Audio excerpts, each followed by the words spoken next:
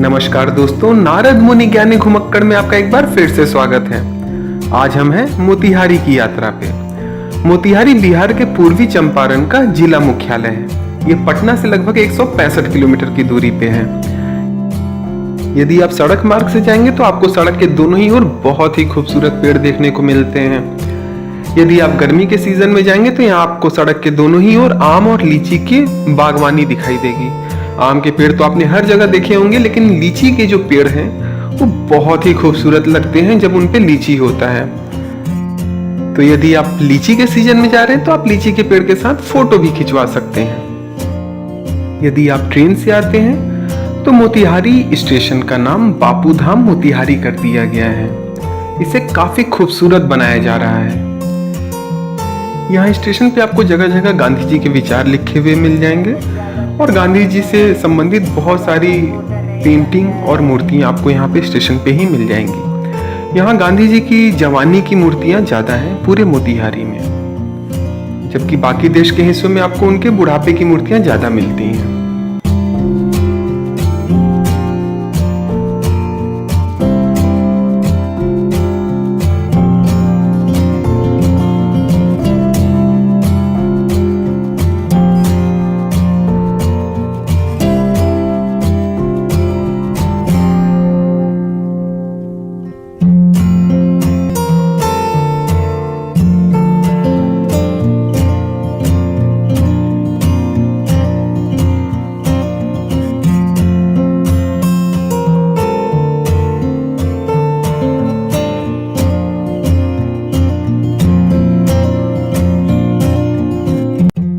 Bapu Dham Motihari station से walk in distance पे है गांधी संग्रहालय।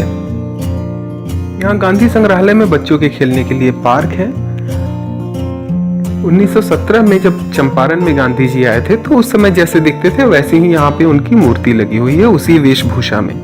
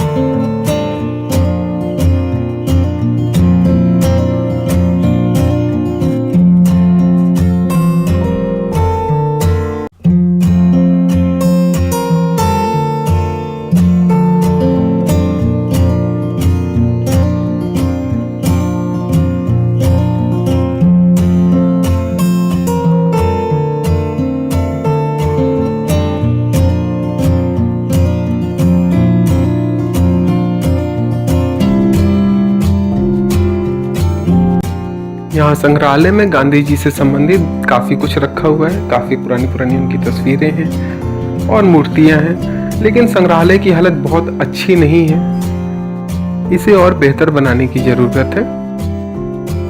भारत में अपने राजनीतिक आंदोलन की शुरुआत गांधी जी ने चंपारण से ही की थी। यहाँ के जमींदार किसानों से जबरदस्ती नील की खेती करवाते थे। ये वही नील है जो आप सफेद कपड़ों में अपने डालते हैं।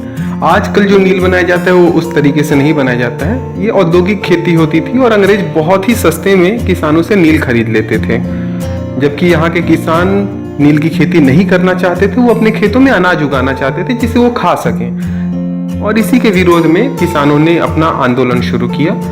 और गांधी जी साउथ अफ्रीका से जब हिंदुस्तान में आए तो वो इस आंदोलन से जुड़ गए और यहीं से उन्होंने अपने आंदोलन की शुरुआत की।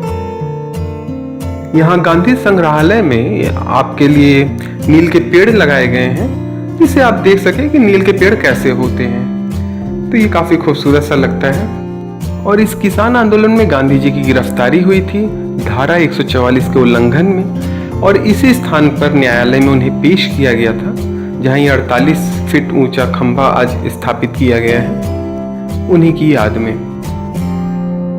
गांधी संग्रहालय के ठीक सामने सड़क के उस पार एक विशाल चरखे की स्थापना की गई है। और यहाँ पत्थर पे गांधी जी के जीवन को उकेरा गया है। और ये चरखा अब यहाँ शहर का नया आकर्षण का केंद्र बना हुआ है और इस चौराहे को अब चरखा चौराहा के नाम से लोग जानने लगे हैं।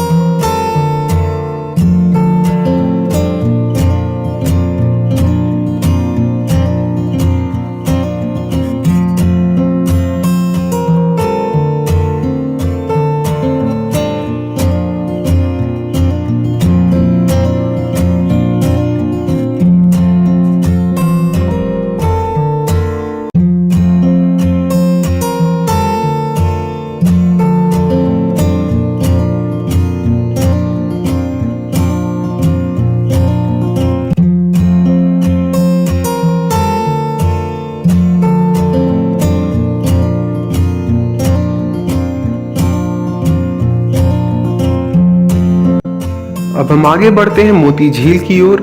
मोती झील के ही नाम पे मोतिहारी शहर का नाम है। ये झील बहुत ही विशाल है और बहुत ही प्राचीन है।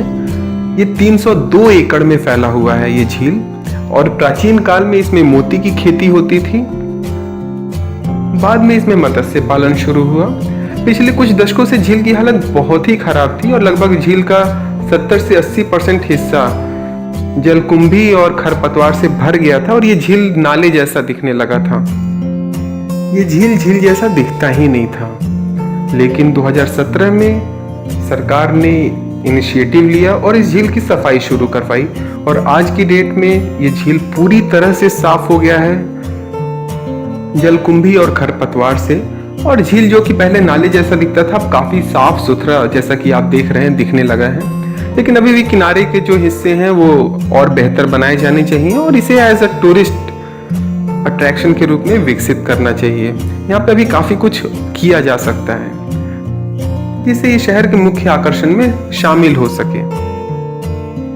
मोती झील से जब आप आगे की ओर बढ़ेंगे गांधी चौक की ओर, मोती झील से थोड़ा सा ही आगे जाने पे आपको पुराना यमुना होटल मिल जाएगा। यहाँ का नॉनवेज बहुत ही बेहतरीन है। यहाँ अगर आप जाते हैं तो आप यहाँ का अहुना मीट ट्राई करें। ये मटके के अंदर पूरी तरह से सील पैक करके धीमी आंच पे पकाया जाता है और इसका स्वाद बहुत ही जबरदस्त होता है। और इसके बारे में कहा जाता है कि अगर आप होटल वाले से बात कर लेंगे तो ये ऐसी पैकिंग करके दे देते हैं कि वो 4-5 दिनों तक वो मीट खराब नहीं होता, अगर आप उसे पैक करके ले जाना चाहते हैं तो। इसके बाद आप मुख्य बाजार से होते हुए आप चंपारण सत्याग्रह शताब्दी पार्क जाएं। ये 2 करोड़ की लागत से बनाया गया बिल्कुल अभी नया पार्क है और चंपारण आंदोलन के 100 साल पूरे होने पे इसका निर्माण किया गया है। तो ये काफ़ी खूबसूरत पार्क है और आपको यहाँ पे आके अच्छा लगेगा। बच्चों के लिए काफ़ी सारे झूले हैं, तो अगर आप यहाँ आते हैं तो बच्चों को जरूर लेके आएं।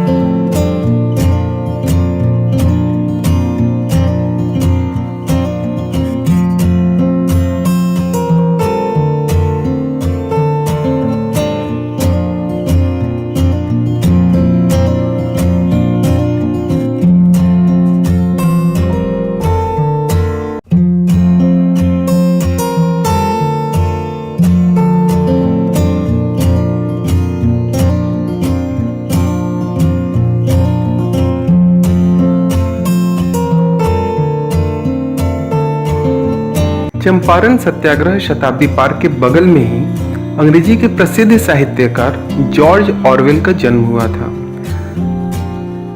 इनका जन्म 1903 में हुआ था और इनके पिता अंग्रेजी सरकार में बिहार में अफीम की खेती के विभाग में उच्च पद पे थे। ये जन्म से 1 साल ही मोतिहारी में रहे और उसके बाद ये अपनी माँ और बहन के साथ इंग्लैंड वापस चले गए और बाद में ये बहुत प्रसिद्ध हुए। राज्य सरकार इस जगह को जॉर्ज ऑरवेल के जीवन और रचनाओं से संबंधित एक संग्रहालय बनाना चाहती है, लेकिन अभी इसकी हालत जो है वो बहुत ही दर्दनाक है। यहाँ कुछ भी नहीं है, बस एक पत्थर पे लिखा हुआ है और एक उनकी मूर्ति स्थापित की गई है। इसके अलावा पूरा ये एरिया खंडहर है। तो अभी फिलहाल तो ये संग्रहालय सिर्फ कागजों में है और मैं नहीं बता सकता ये कब तक सरकार इसे पूरा कर पाएगी। मैं चाहूँगा कि जल्द से जल्द सरकार इसे पूरा करे और ये एक टूरिस्ट अट्रैक्शन के रूप में मोतिहारी के ये शामिल हो।